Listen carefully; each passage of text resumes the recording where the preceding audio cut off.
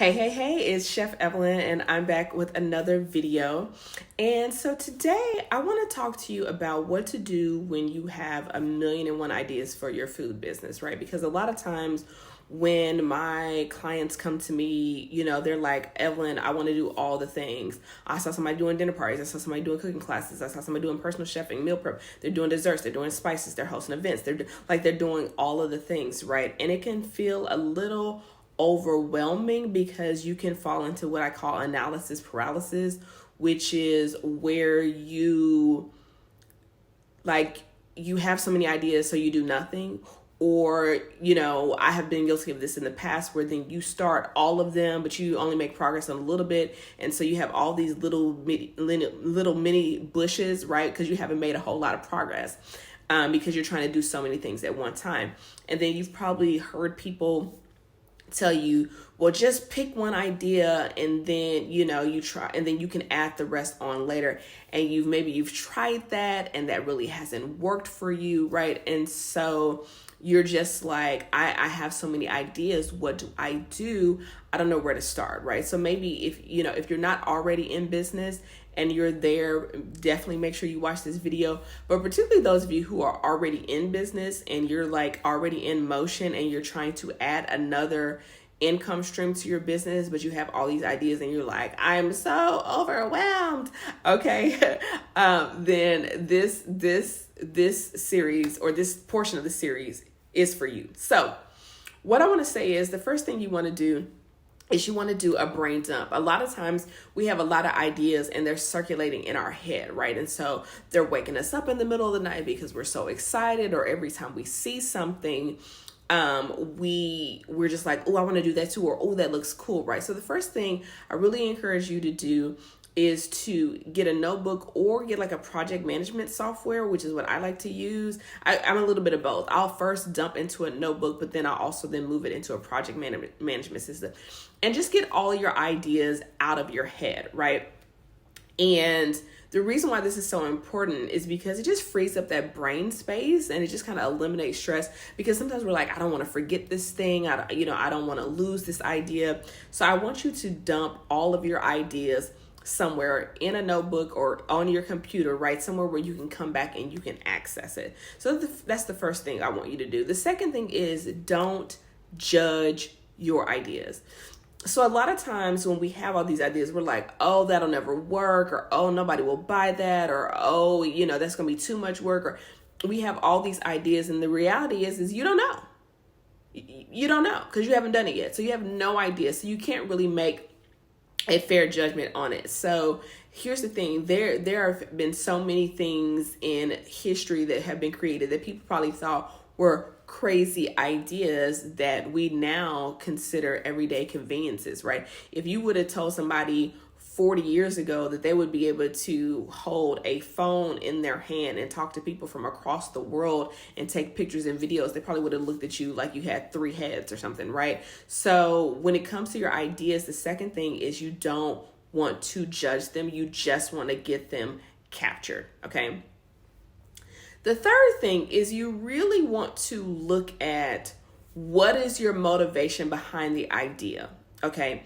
So sometimes when we have ideas, you really want to think about, like, sometimes we're like, oh, that would be fun, or that's interesting. And you want to ask yourself, like, what's the goal behind this? Do I like this idea because I think it will make me money quickly? Do I like this idea because I think it would be good for my clients? Do I like this idea because I feel like this is what I'm supposed to be doing?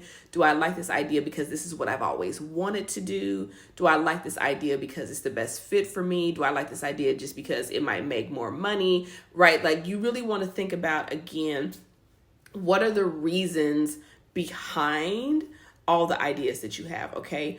And again, don't judge them, just categorize them. So everything that's just like, oh, I just think this would be a good idea because it seems cool, or just because, I think this is what I'm supposed to be doing. And really be honest with yourself, right? It's not about making those assessments wrong. It's just about being truthful about, I saw this chef traveling around and doing dinner parties. I should travel around and do dinner parties. Like, don't make it wrong. Just categorize it as, I saw it, I thought it was cool.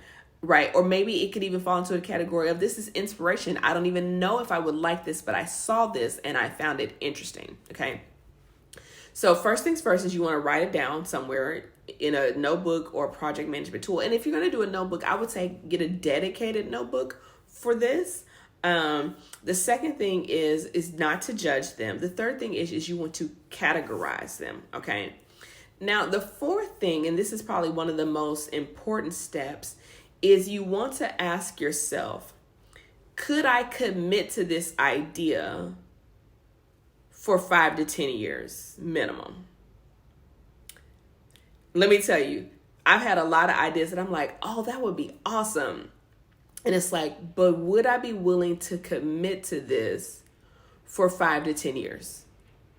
5 to 10 years.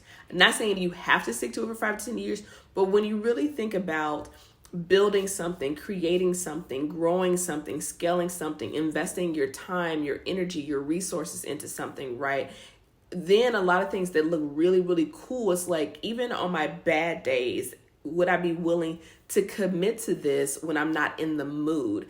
And that's really, to me, a better differentiator of what things to keep and what things to just, store as inspiration, maybe one day or maybe as a one-off at some point, is because you want to think about, what am I willing to commit to for a significant period of time? What am I willing to invest my money into, my time, my energy, my focus?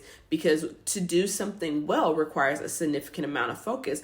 And when you do this, that list of ideas that you have for your food business should probably start to shrink a little bit, right? And I'm not telling you to eliminate the other ideas, but when you really want to look at, okay, which of these things could I really, really commit to? And if you're in a space where there's more than one thing in that category of, I could really, really commit to this, you want to go back and look at, is this something that you've always wanted to do? Because if so, give that a green light. If it's something that you would really love to do, right? If so, give it a green light. If it falls into the category of, I feel like I should be doing this, probably a warning sign that you don't love it, don't want to do it, never wanted to do it, and so that probably wouldn't be a good fit. If it falls into the category of, I just saw somebody else doing it and I thought it was cool, but I don't really know if I can commit to that for an extended period of time, then you want to eliminate that out, right? And when you get down, you may have 2 or 3 things on this list, and you may say, Evelyn, okay, I'm less overwhelmed, but I still have more than one idea in this bucket. And so you really want to think about what's most important to you now, right? Are you in a space where you want to focus on, adding the most income in next? Then you want to pick the item out of what you've narrowed down that's going to have the highest revenue, right?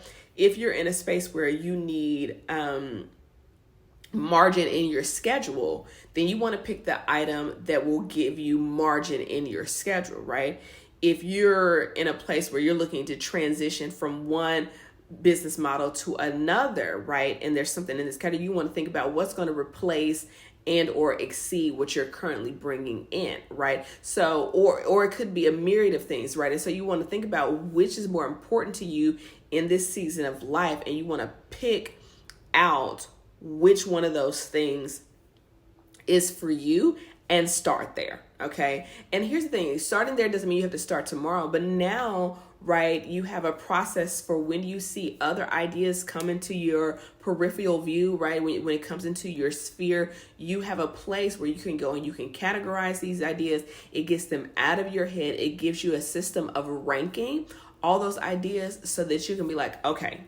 And so it doesn't force you to pick one. It just forces you to prioritize, right? And then you can start to look at, is there ways for me to interweave these other ideas in there that fall into that category of something I'm willing to commit to long term. So with that being said, give yourself some grace, and also know that it takes time to think about if you want to commit to something for that long, right? Because you're going to go on a journey. I think about when I used to kind of dabble between being an engineer and a chef, right?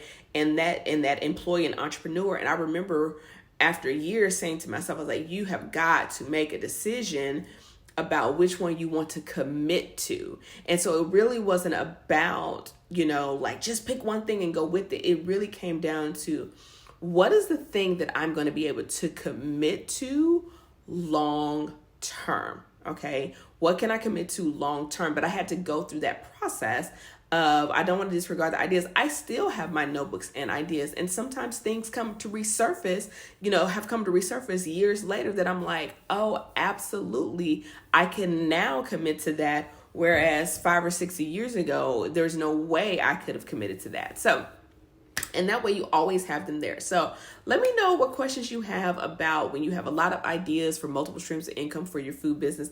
Let me know in the comments below. If you are watching this on Instagram, if you haven't subscribed to the channel, make sure you subscribe and turn on your notifications. If you're watching this on YouTube, subscribe and turn on your notifications. If you're watching this on Instagram, make sure you go to my page and click the bell so that you can be notified when I upload another IGTV. So let me know in the comments below what's kind of on your list. What are some things that you're working on? And do me one favor, if you feel like this has been helpful, share this video with just one of your chefpreneur, foodpreneur friends or colleagues, because this might be beneficial to them too if they have a lot of ideas. And we all know sharing is caring. So I will see you in my next video. Peace.